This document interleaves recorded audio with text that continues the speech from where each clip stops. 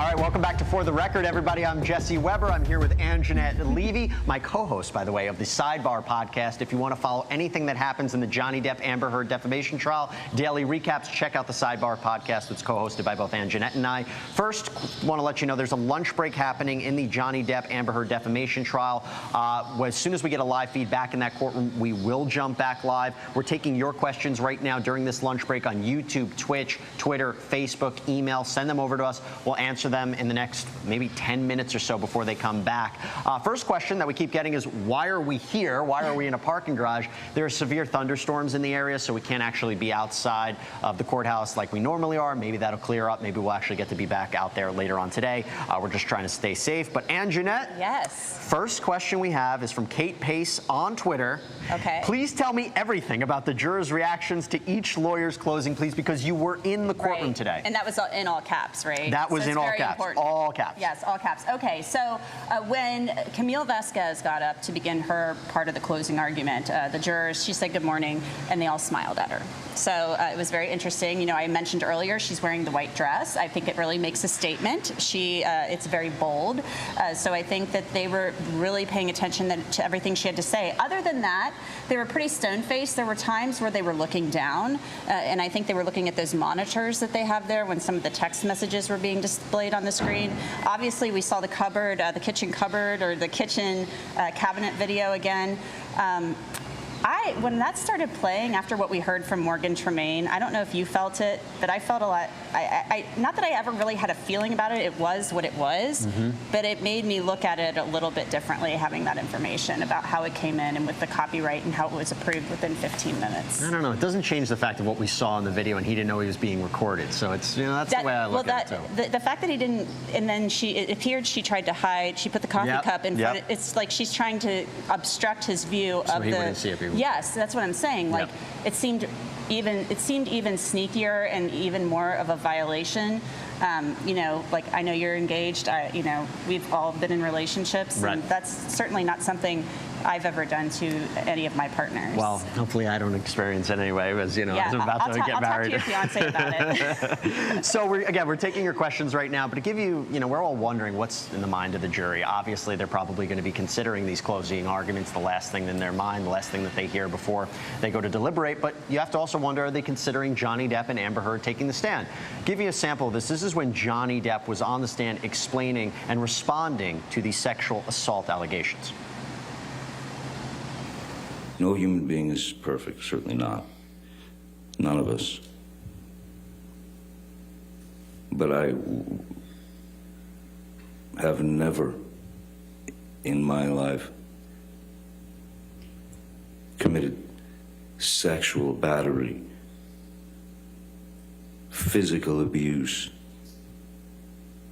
all these outlandish, outrageous stories of me committing these things and living with it for 6 years and waiting to be able to bring the truth out. So this is not easy for any of us. I know that.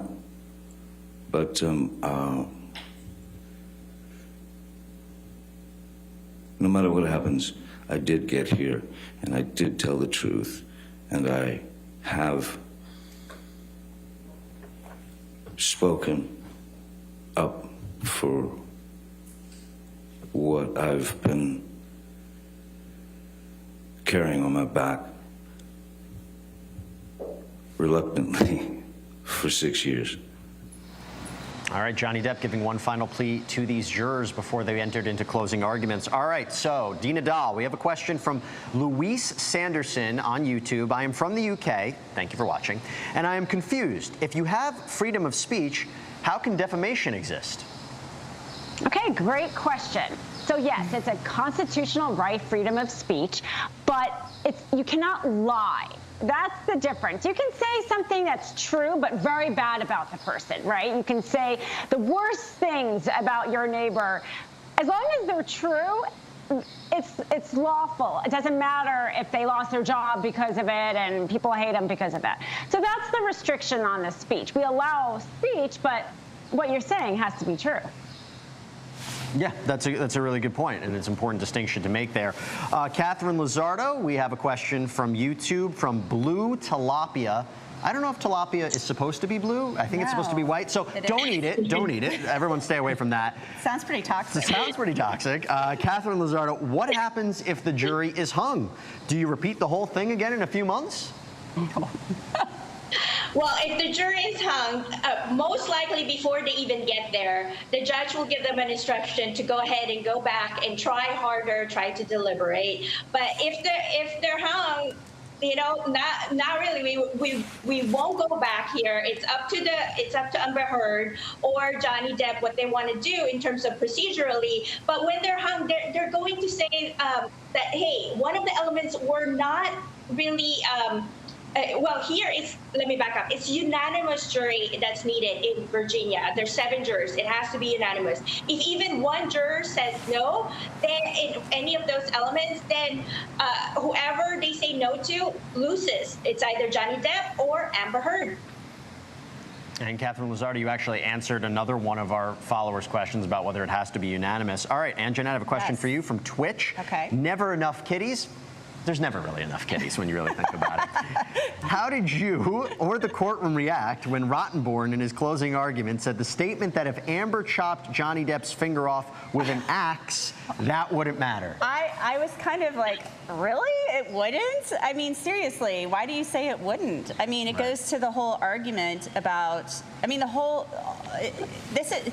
even though this is about defamation, they still have to prove who was the abusive one in this relationship, and who does the jury, they're saying, you know, he's saying this isn't about this and it's not about that, but it kind of is, because if Johnny Depp is truly an abuser, then, you know, he has to prove he's not for his case. And so when he said that, I thought, oh my gosh, yeah, it does matter. So I think everybody's actually been pretty tame today. You know, we've talked about this, how sometimes there have been some amusing moments in this trial, and you have to hold back from laughing because, you know, it's a courtroom, there's decorum. But I think everybody was kind of like, did he really just say that? So anyway, you know, I think he's, you know, I think he's a pretty good lawyer, you know, I really do. But when he said that, I think sometimes lawyers, things just fly out of their mouths sometimes during closings or even openings. And then during life. Yeah, during life, or like Anjanette, like I'm the queen of sticking my foot in my mouth. But anyway, like, you know, we all say things where we're just like, oh, did I just say that? So maybe he'll go home tonight and think like, did I really say that? Hopefully not when you're in a closing argument in a $50 million defamation lawsuit, but, you know. 100 million. Which, by the way, it was interesting. She said, we're not even looking for $100 million. We'll get to that in a... That was interesting, don't you think? I don't know why Ghislaine Britterhoff actually said that. Yeah. But, so anyway, first let me tell you, Anjanette, you do have a fan. This is from Robbie Carb 6. Why is Anjanette the best? Love her. You're cool too, Weber. All right. All right. I must say the humidity is taking a toll on my hair today. It's fine. This is a it's hot fine. mess. Jesse's super fashionable for the field. What can I say? That's just kind of like here. I always have to wear suits every day. But thank you. You're very sweet. Dina, I have a question for you. This is actually, you know, a strategic question that we're dealing with because of the time limits that people have a lot of questions about. This is from Hello Kitten 1269 on YouTube. Sorry, my name isn't hedgehog related because I do like those names. But what would be the most logical move for Amber's team to really utilize the 6 minutes that they have left? Oh, yeah. That's a great point. I think their best argument is that the statements were not about Johnny Depp. And we saw Rottenberg kind of allude to that this only had to do with how this affected her. And you know what? It's actually a pretty strong argument. There's a reason that she hired a private attorney to try to draft it. There's a reason the ACLU tried to draft it. They all knew a defamation was on the table. So I think that's their strongest argument. I would keep going to that whether or not he was an abuser is not what this is about. It's about the fact that after she accused him of it, she became a public pariah, which is true. She did become a public pariah. Yeah, Anjanette, we have a question from Joanna Gee on YouTube. Can the jurors ask questions in regards to any concerns or doubts that they might have? For example, why does AmberHeard's cut present in nearly all of the photos submitted as evidence? Can that be seen as pictures being a setup? Ooh, that's a good question. And we actually, there are I think there are a couple photos. There may even be one of the bedroom next to the nightstand that has one of those infinitum Nile, I hope I'm pronouncing that properly, I think I am, coffee cups there. So maybe they just had a bunch sitting around the house. I don't know. But the thing that, and I hate to bring this up, but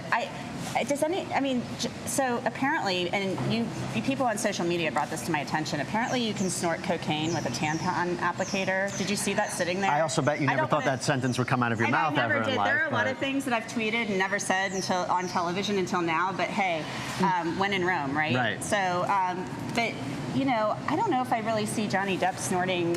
Is a man going to use a tampon applicator to snort cocaine? Oh, and I have news about you remember the box of cocaine? Yes.